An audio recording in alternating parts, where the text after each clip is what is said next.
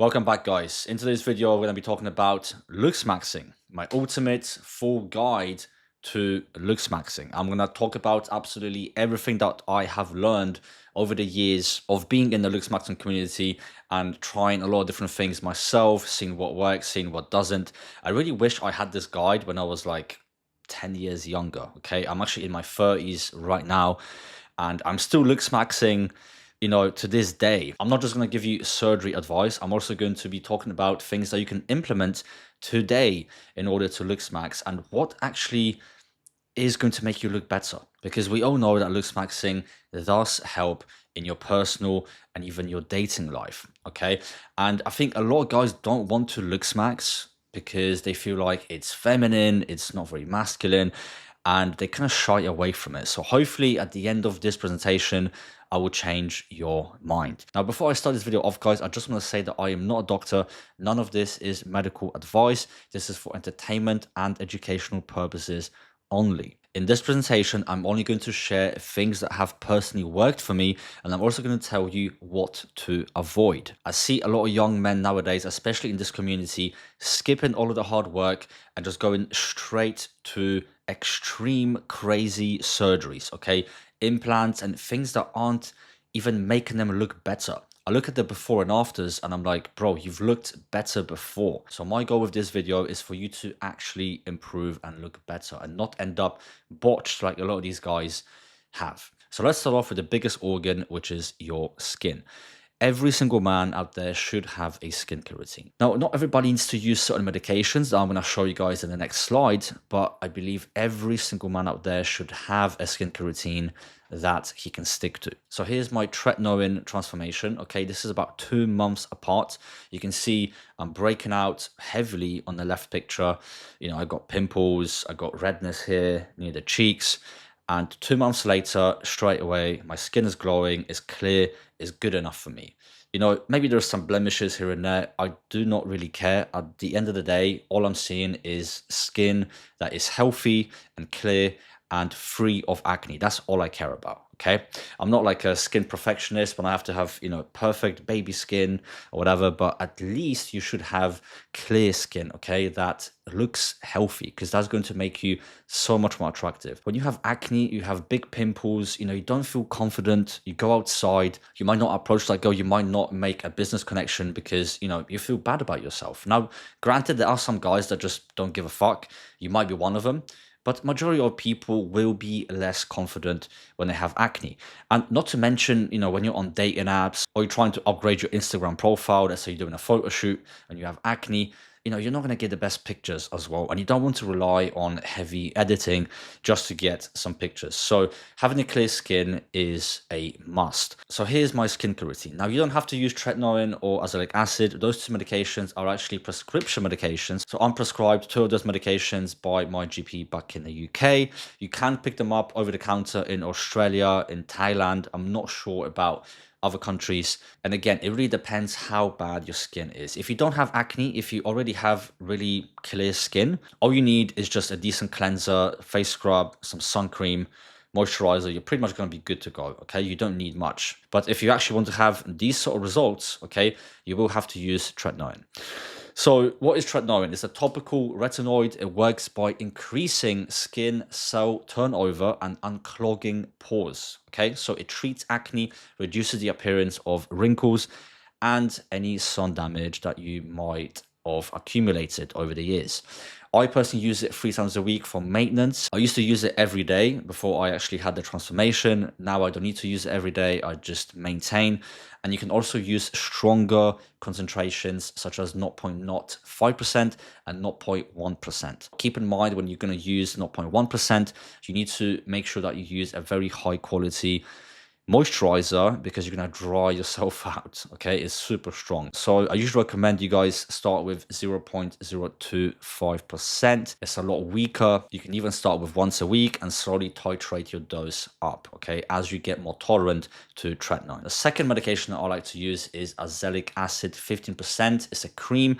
I use it in the morning after I cleanse my face. Now I use a Clinique cleanser and also a Clinique face scrub twice a week. Face scrubs are a little bit more rough on the skin, hence you don't use it every day. Twice a week is enough, Monday, Thursday. And cleansers are very gentle, so you can use them every day, morning and before you go to bed. After you have cleansed, I like to put a vitamin C 12% serum, okay, on my face. It really helps to like brighten out my face a little bit more.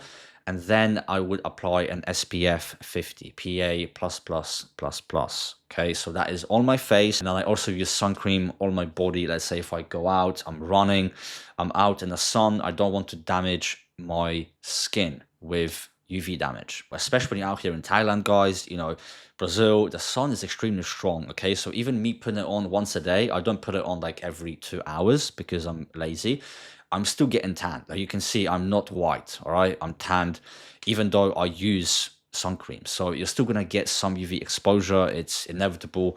It's almost impossible to avoid sun, you know, altogether. You'd have to be staying indoors 24/7, walking around with some umbrella, okay, which I'm not gonna do. On top of that, I use a moisturizer, both for the face and body at nighttime, okay? So for the face, I just use like a Clinique moisturizer, and I also like to use like the B5 or B5 plus, I think it's called. Very strong moisturizer for the face, and that is just before I go to bed. And then for the body, I just use like a aloe vera cream and I go to bed. Okay, that is basically my skincare routine. Very simple. It takes a couple of minutes and it keeps my skin clear, free of acne. If you are wearing glasses, okay, get yourself a laser eye surgery. So you've taken care of your skin now, your skin is clear, get yourself a laser eye surgery. Now, avoid contact lenses, guys. I actually used them for about 3 months and they destroyed my eyes. I've developed inflammation of the eyelids, dry eye from wearing the contact lenses, okay?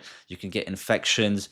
Honestly, it's not worth it. If you can't afford the laser eye surgery, just wear glasses, save up until you can afford it. I've got a separate video going into depth on the laser eye surgery. It's my previous video, so go check it out if you want more information. But basically, find a reputable doctor and just get it done, okay? Glasses will end up costing you more in the end. And I've spent thousands upon thousands of pounds changing lenses, getting a new pair of glasses every year or two. And for me, it was a life-changing surgery, okay? The fact that I can now go out, I can fight, I can do all of these different things that I couldn't do before. Even simple things like riding a bike or driving a car or going out at nighttime and not being able to see people's faces. Like, I'm telling you, it's worth every single penny, and it's one of the best surgeries I have ever done. Not to mention, you're not going to look like a geek anymore as well, so it's 100% worth it. Now, let's move on to the hair loss prevention, okay? Hair is extremely important. Now, this is my 2 cents on hair loss. I've been dealing with it for the past 7-8 years. If you're already too far gone, you're fully bald, like all of this is gone, okay? You have no hair left. Just accept it and move on. Now, if you still have hair, you're just receding, you know, you can get hair transplant and get that ground back and you can maintain it. In my opinion, it's 100% worth fighting for your hair. Hair is going to give you at least 1 to 2 points as far as attractiveness when you get it back. As you can see, I was balding myself. This is me when I was 25. I actually started to experience hair loss at about 24 years old, and I decided to shave my head, okay, to see how I look and see if I'm okay with this look. And I realized that I wasn't. I wanted to get my hair back. So I actually started to do a lot of research as far as, you know, different medications, different shampoos, like all of that kind of stuff to try to get my hair back. You know, a lot of guys can shave their head and they look pretty decent, but for my skull shape, it just wasn't it. So what actually causes hair loss? Well, hair loss is not caused by DHT per se. It's actually caused by your genes, okay? If you're genetically prone to hair loss, you're going to experience hair loss, okay? And DHT is your enemy in that case. However, if you don't have the gene, DHT is not your enemy, and you're going to hold your hair until you're 70, 80, 90 years old. It's not very common, and generally speaking, guys, by the age of 50, okay, about 50% of men will show some signs of male pattern baldness. So what is my protocol to stop hair loss? I use dutasteride at 0.5 milligrams twice a week, so that is Monday and Thursday. So dutasteride is a lot stronger than finasteride. It inhibits both type 1 and type 2 5-alpha reductase enzyme, reducing the DHT, which is dihydrotestosterone, by 90%. Finasteride only reduces it by about 60 to 70%, and I take 1.25 milligrams, which is about a 1 milligram 5 times a week. So on the days that I don't take dutasteride, I take finasteride. Now, this is what's working for me. I don't get any side effects on that specific dose. A lot of people can't use dutasteride because it's too strong for them. They get side effects. A lot of people can't even use finasteride. Some guys are super sensitive. They can't even use topical finasteride, and they have to use other things in order to stop hair loss. So you really want to have to find out what you tolerate and, design your own hair loss prevention protocol that works for you. I also use minoxidil at 2.5 milligrams a day orally. I used to use it topically. It was a 5% version every single day before I go to bed. I've used that for about 6 years. Eventually got to the point where it stopped working for me, and the oral version just works 10 times better. So I switched to oral. 2.5 milligrams is the lowest dose though, so it's not the highest dose where, a lot of the guys will complain about side effects. I think the only side effect that I have noticed is a little bit more hair, like maybe on the face or like on the ears, like the white hairs. That's the only thing I've noticed, and it's only noticeable if I have like loads of light in my face. But that is very easily curable. Okay, you can just shave. It's not a massive issue. But I haven't experienced like, some weird hair growth on my back or something. My back is still fine. So it's not a problem. And it's so much more convenient taking the oral pill than using the topical at nighttime. Hair gets really greasy. I honestly can't be asked for it anymore, especially doing it for years and years on end. I also like to use ketoconazole shampoo once every 10 days. This is usually when I have my haircut every 7 to 10 days. And then after that, I always use a conditioner and a protein gel to style my hair. It's very quick. I don't, spend 20 minutes styling my hair like some guys. I think that's super gay. I literally spend like 10 to 20 seconds. I run some of the gel through the hair and I'm good to go. And to top it off, my research subject also uses 50 milligrams of RU-5841, which is a topical anti-androgen. However, I cannot recommend you guys use this as it is for research purposes only and not for human consumption. Hair transplant. Okay, this is another surgery that I had done. I've had a hair transplant done about 2 years ago, and I'm actually getting a second one in about a month's time. I only had 1,800 grafts, which cost me $6,000. Now, I could have went to Turkey and I could have got a free hair transplant. I denied it, okay, because I wanted to go to the best of the best doctors. I've done my research, and these are the results that I have achieved. You can't even tell that I had a hair transplant. Nobody can tell. I tell them when people think I'm lying because I had such great work done. In the second transplant that I'm going to get, I'm only going to lower my hairline by about 0.5 centimeter, if that, which is actually where my natural hairline sits. This transplant that I had done was very reserved. We didn't want to push it too far. Usually people get like 2,500, 3,000 grafts. We got less than 2,000. Also, it was a smaller surgery, so recovery process is super quick. In my opinion, getting a hair transplant is like, man, the ROI on this surgery is just ridiculous, okay? Because it literally takes 1 day to get it done. You're pretty much recovered within 2 to 3 days, and you can go back to work and do all of your stuff that you normally do. You can't go gym for like 10 days, and then after that, you can do a light run and start lifting weights. And then within like 4 months, you pretty much get regrowth, and then you get full regrowth for about 18 months, okay? So it's amazing. It does make you look 10 times better. And, the dating results you're going to be able to get after you get a hair transplant, especially on like dating apps and Instagram, everything to do with online dating is going to be way better. I've done an experiment when I used myself as a bald guy and a guy with hair, and I literally got 50% better results on dating apps with hair. Okay, the same profile. The only thing that I would say to avoid when getting a hair transplant, guys, is these Turkish cheap clinics. Many of them are technician run, they're not doctor run. So make sure it's a doctor that is actually inserting those hair follicles into your hairline, okay? Very important. And so many people get this wrong, and then they have to get revision surgeries. They end up spending more money. Now, once you actually have really good hair, you got the hair transplant, you're on health prevention, or you already have great hair, you don't need any of this, well, at least get regular haircuts, okay? So every 7 to 10 days, guys, and get clipper, detailer, and a shaver for the beard if you have a beard like me. I'm blessed genetically. I have great beard. I didn't have to use minoxidil, which I'm happy about. However, I do recommend to a lot of the people that watch me and some of my clients to actually put foil minoxidil onto their beard to get some more thickness, okay, to get some more growth. And then once you actually got a beard, you have to maintain it, okay? So a detailer, you're going to be able to like cut through these bits and just really clean it up, okay, all the way through here. And then the clipper, okay, you have to make sure that your hair is staying like a decent size, it's not getting overgrown. I used to have a really huge beard. It didn't really suit my face, okay? I kind of look homeless. I didn't like that look.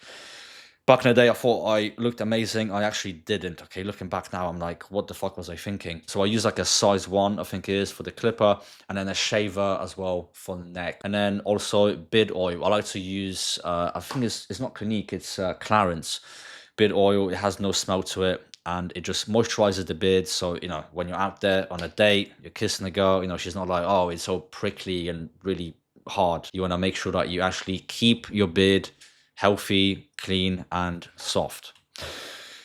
Now, moving on to teeth and gum hygiene. This is super important, guys, okay? So there's nothing worse than bad breath. If you have bad breath, you know, you look great and everything, your whole aura is gone, okay? You're finished. No girl is going to like you. She's going to be unattracted straight away. So floss daily. What you don't realize is that just brushing your teeth is not enough. And also when you're brushing your teeth, you're not supposed to brush like this. So go see a periodontist and he's going to teach you how to brush your teeth correctly. Okay, you should brush like this, okay? And also when you're flossing, you should be flossing up and going like that and then actually getting rid of the plaque, okay? Every single tooth. For me, it's even harder. I've got braces on. So for me, flossing is 10 times harder because I have to go through the wire to get in there. So it takes me a lot longer, okay? And also scrape your tongue once a day and add mouthwash afterwards. You'll be surprised how much bacteria accumulates overnight when you're sleeping. You're gonna be shocked when you get like a metal tongue scraper. You're gonna see so much gunk and shit come out of your mouth, and do this every single day. Once you got that in check, okay, now we can talk about mewing and the jaw and all of the other stuff. So what is mewing? Now, mewing is not gonna make you into a Chad. It doesn't actually work past puberty, but mewing is just a natural position of your tongue. This is assuming that you have enough tongue space, so your maxilla is wide enough, all right, and you actually have a wide palate that can accommodate your tongue. So therefore, you're not going to be mouth breathing, and you're actually going to breathe through your nose. Now, how do you actually mew? You rest your tongue against the roof of your mouth rather than letting it lie passively at the bottom. You breathe through your nose, and this is because when you breathe through your mouth, you're going to get bad breath, dry mouth, poor sleep quality, and also recession. When you're younger, okay, and you're not breathing through your nose, you're a mouth breather, everything collapses, okay? So you're not going to look good. Now, jaw surgery is only going to help you and ascend you if you are actually recessed, okay? And or you have class 2 or class 3 skeletal malocclusion. Now, I myself have a class 3 malocclusion. This is why I'm getting a double jaw surgery. Class 2 is an overbite or an overjet. Class 3 is an underbite, okay? So meaning your lower jaw is too far forward and your maxilla is recessed and the bite is just all off. And this is why I'm seeking to get the surgery. I was actually told about 4 years ago to get the surgery done. However, I didn't have enough money for it. And I didn't really understand it as well. Like, they told me I got class 3. I didn't know what the hell that was. And they told me you have to get jaw surgery, you know, because your gums are going to recede. You're going to have all of these different health issues. And I didn't really understand it until I started to do more research on it, okay? So for the last 4 years, I've been researching this stuff and learning as much as I can about it before actually going into surgery. Now, I would recommend that you talk to an airway focused orthodontist. He's going to check your airway, because with these surgeries, guys, you always want to go for a functional surgery. Avoid implants and all this other nonsense that a lot of these Looksmaxers are doing. All you want is a functional surgery. So if you're recessed, they're going to do a double jaw surgery, which is a bimax, and they're going to move these jaws forward, maybe clockwise rotate or counterclockwise rotate, depending on, you know, your score and your bite. And it's going to help you tremendously as far as sleep, health, breathing, and also it's going to look more aesthetically pleasing. Now, keep in mind, that jaw surgery does come with some potential side effects. Maybe you're not going to be able to feel your chin or your lips. However, if you are clinically recessed, there is no question about jaw surgery making you look more aesthetic. Okay, 100% is going to do that. That's without a question if it is a successful surgery. What I'm personally doing, guys, is I've got braces on right now, as you can see. So I'm expanding. Okay, I'm not just straightening my teeth are already straight. I'm expanding, and also what I'm getting done is a sarpy. Now you might have heard of a marpy, which is basically like a metal-like device that they screw in the roof of your mouth and it attaches to your teeth, and then it kind of splits the whole skull in half. Okay, it mainly expands the maxilla this way, and therefore now it matches your mandible. Okay, so they're the same size as far as like how wide they are. The molars are matching, and it can also fix a crossbite, which I personally have. Crossbite is not good because you're going to be tearing down your teeth at the back, and also there's a potential for gum recession. Okay, so there's so many different health complications that can come with having a very narrow maxilla. So what I'm getting done instead is a sarpy, which is a little bit more expensive and also a lot more invasive. So a sarpy is basically surgically assisted rapid palatal expansion. So the same thing as a marpy, they still put in a marpy-like device. However, sarpy, they're going to be cutting through my septum and also cutting alongside of the maxilla, and they're going to release certain sutures at the back in order for me to have successful expansion. As you get older, I'm 41 right now, you know, I cannot use a marpy anymore. I'm at too much of a risk for a potential fractures, okay, and unevenness. So these are things that you should really be discussing with your orthodontist. You know, should I get a sarpy? Should I get a marpy? Should I get an FME? Like, there's so many different expanders out there. You know, you have to do your research. After everything is done and they take my braces off, okay, because I will have these braces for the next 2 to 3 years, I will most likely get composite bonding done. Now, you want to avoid veneers if you can, if you absolutely need them, because, you know, you've already messed up your teeth and your teeth are not good enough to just get composite veneers. You might have to then get porcelain veneers or potentially even crowns if your teeth are really, really bad. However, you want to avoid porcelain veneers or crowns if you can, because they shave down your enamel and you're actually losing your natural tooth. Okay, and now every 10 to 15 years you're going to have to replace them. Not to mention, you know, they could break. You know, there's so many different complications that come with veneers. Yes, they look great, but why would you want to destroy your teeth if you have really good teeth? So it really depends on your specific case. This is another reason why you shouldn't go to Turkey. Okay, and you get Turkey teeth, they'll shave down your fucking teeth even if you have amazing, healthy, good teeth, just because they're trying to make a buck. Don't go cheap when you're trying to do these surgeries or get these procedures done, because it can actually end up costing you more money later on to fix it. And when it comes to veneers or crowns and you got them done and you didn't need to get them done, it's too late. Now you're stuck with that for the rest of your life. So it's really not one size fits all. Now, moving on to growing your jaw muscles. If you don't have much thickness here, what you can do is you can start chewing gum, okay? Exercising those jaw muscles throughout the day.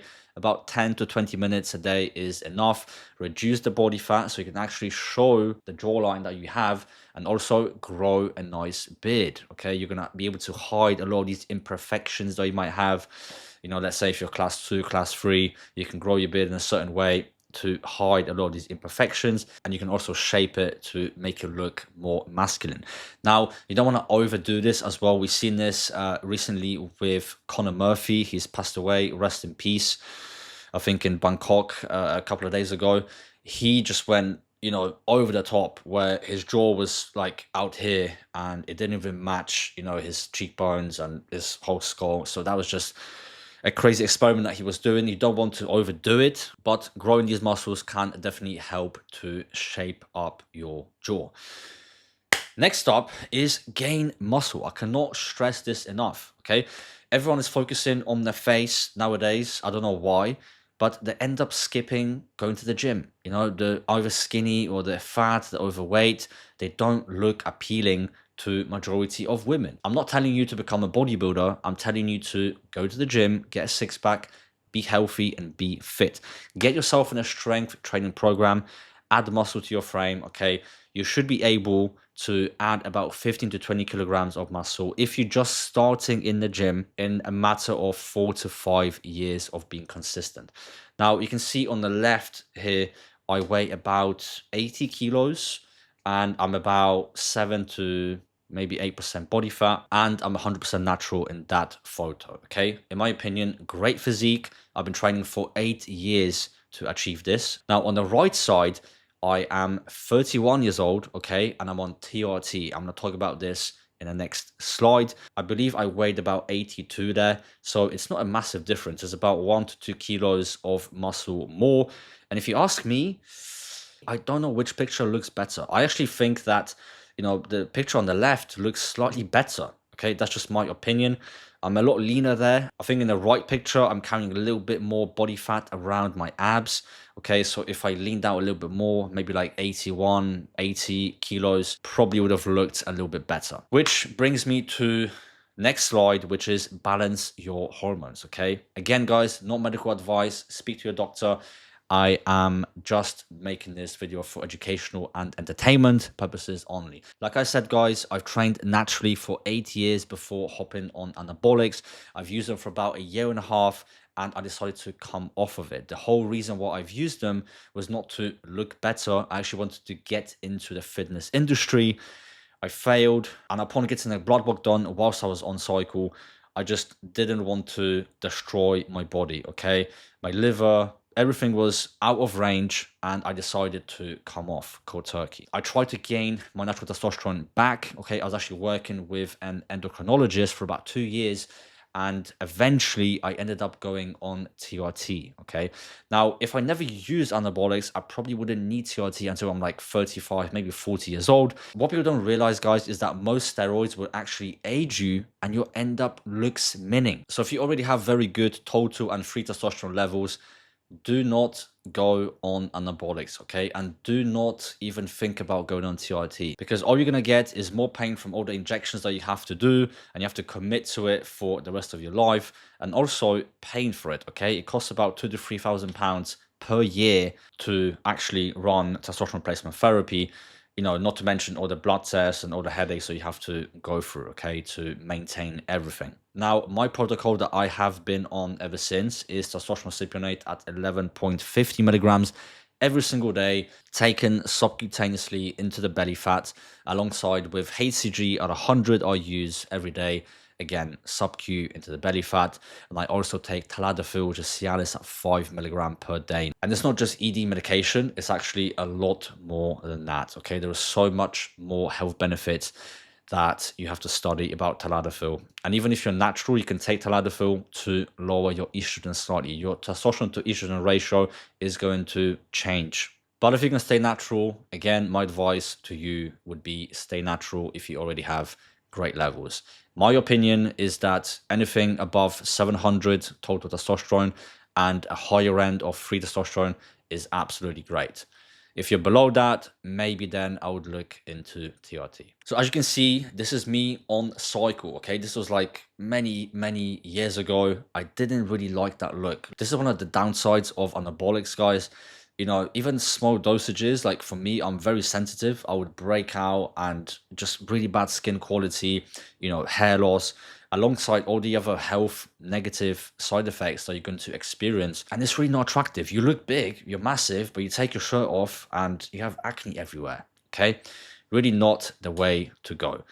Moving on to diet and supplements. Guys, avoid junk food. The more junk food you eat, the more you're gonna break out, okay? I also, in this picture, maybe ate like 3 to 4 clean meals, and the rest is all like junk food, like Ben & Jerry's, McDonald's, Subway, like all this shit that I was eating. Of course, I'm gonna get acne. Not to mention, you know, chocolate, dairy. I know people that can't have a little bit of chocolate, okay, because chocolate breaks them out. They can't have any dairy. So you also have to find like which foods you can eat, which foods you can tolerate, and which you can't, and which you have to avoid, and stick to that, okay? So get on the meal plan, stick to it. And if you have to count calories in the beginning, do it, Okay, I've counted calories for many years. Now I don't have to count anymore because I know exactly what I'm putting into my body. Now, as far as the supplements, guys, I like to use a whole food multivitamin.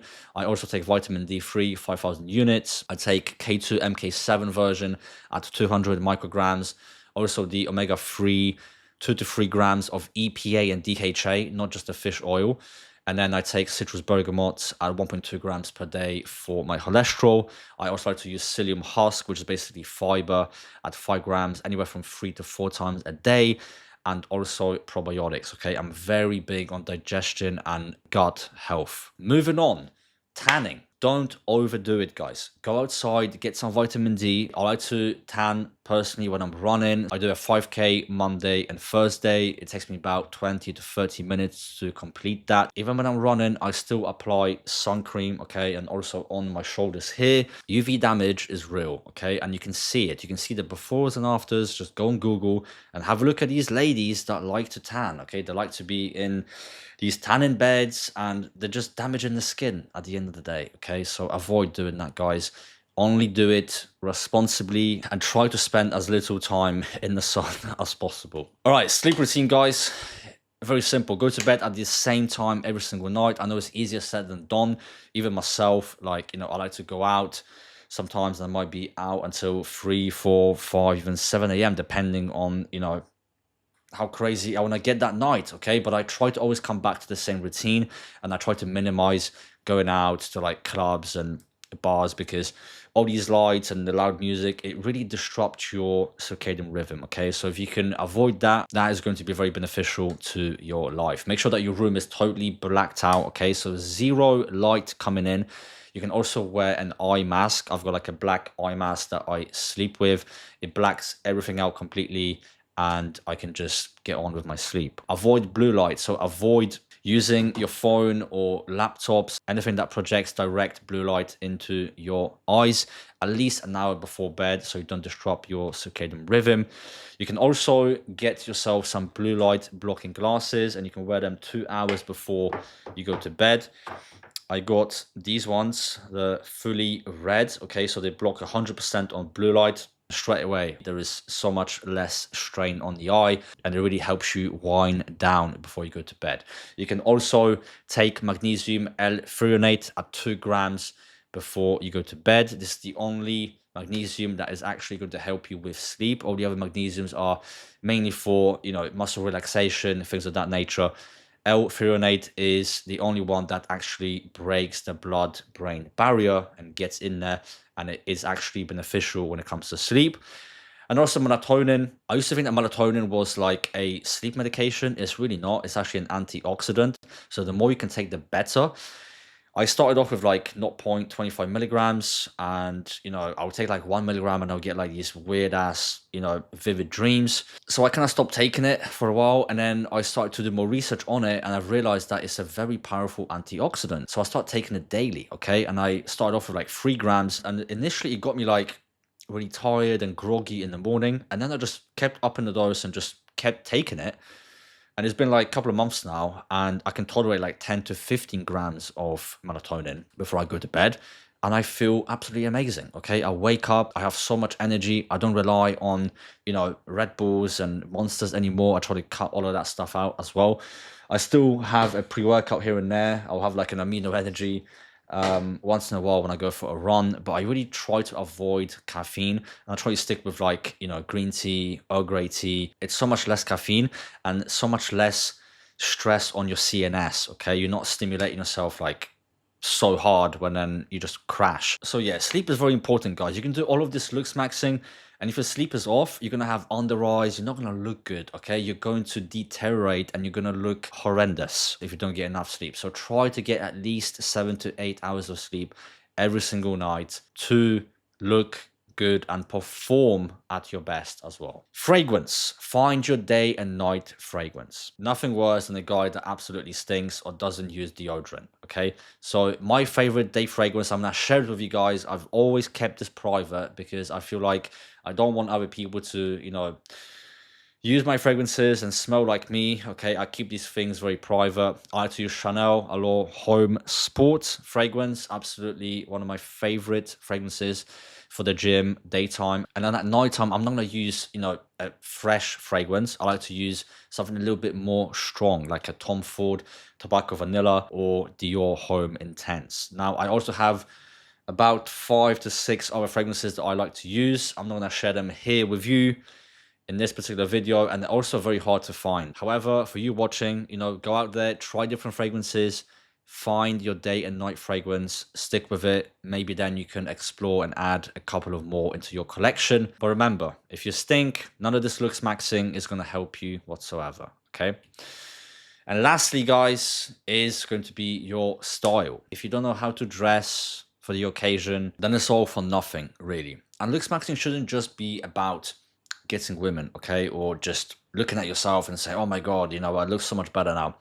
It's actually going to help you professionally, okay, in your career, in your life. We see this all the time. Guys that have Looksmax and now they got a promotion in their job, or maybe they got a modeling contract, okay? So the opportunities are endless. It's not just going to be dating related, it's also going to help you in your life. So I hope I convinced you at the end of this video to begin your Looksmaxing journey. Now, all of the things that I've talked about, guys, is mainly getting healthier, okay? Did you notice that I've recommended things that are going to make you healthier? The only thing that I've recommended that is more cosmetic, okay, is a hair transplant.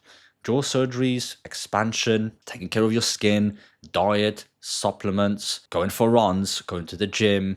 All of these things are actually making you a healthier human being, and therefore you're going to be more attractive and more good looking, okay? Function is always going to equal aesthetics. The sooner you realize this, the better off you're going to be. I wish someone made a video like this for me 10 years ago, okay? I would have started my journey way earlier. Human beings are very judgmental, okay? And they go off first impressions. So when you Looksmax, people will treat you better. And also then you can actually get a photo shoot done and you can get some sick photos, okay, for your dating profile, for your Instagram, and then you can actually connect with like-minded individuals, okay? You have a resume, okay? Your Instagram is your resume, not only for dating, but also meeting other cool guys, business owners, individuals that you want to become friends with potentially. So I hope you guys found this guide insightful. If you did, smash the like button, comment down below, subscribe if you haven't already, guys, and as always, click that notification bell to be notified every single time I post a new video. Check out all of my links down below. That is it. We'll see you guys in the next one. Peace.